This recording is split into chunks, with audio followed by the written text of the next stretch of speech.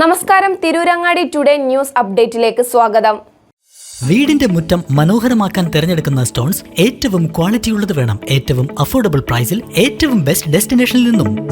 ഫ്ലോറിംഗിൽ ഏറ്റവും best Pasco paving and euro tiles.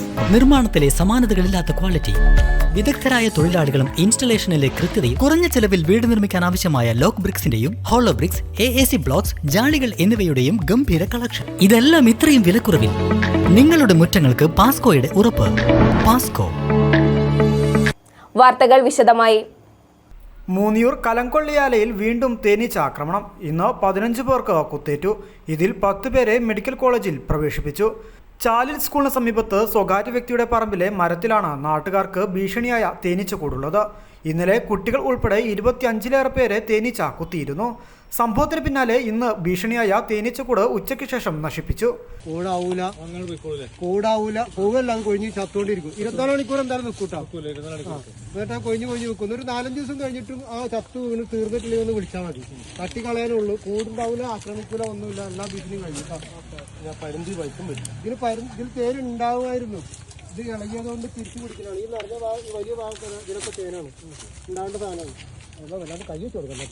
കൈ വെച്ചാൽ കൊത്തുക പാല തന്നെ. വയലൻസ് ഒരു പീസും ഇല്ല. അതൊക്കെ ഇങ്ങനെ അള്ളി പിടിച്ച് കുറച്ച് നിൽക്കും. ഇതിങ്ങനെ കുറച്ച് നിൽക്കും, പിടുത്തം വിട്ടിട്ട് വീഴും, ഇനിയും നിൽക്കും. എന്തായാലും 24 മണിക്കൂർ കാണും. ഇന്നലെ 25 കുട്ടികൾക്കും 5 മുതിർന്നവർക്കുമാണ് കുത്തേറ്റത്.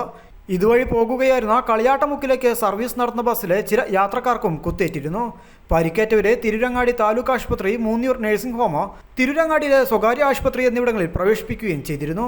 ഗുരുതരമായി പരിക്കേറ്റ റിട്ടയർഡ് തഹസിൽദാർ അച്യുതൻ നായരെ കോഴിക്കോട് മെഡിക്കൽ കോളേജിലേക്ക് മാറ്റുകയും ചെയ്തിരുന്നു.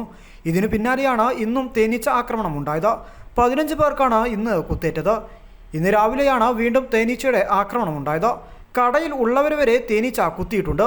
പരിക്കേറ്റവരെ തിരൂരങ്ങാടി താലൂക്ക് ആശുപത്രിയിൽ പ്രാഥമിക ചികിത്സ നൽകിയ ശേഷം കോഴിക്കോട് മെഡിക്കൽ കോളേജിലേക്ക് മാറ്റി. തുടർന്ന് ഭീഷണിയായ തേനീച്ചക്കൂട് ഉച്ചയ്ക്ക് ശേഷം നശിപ്പിച്ചു. News bureau, Tirurangadi.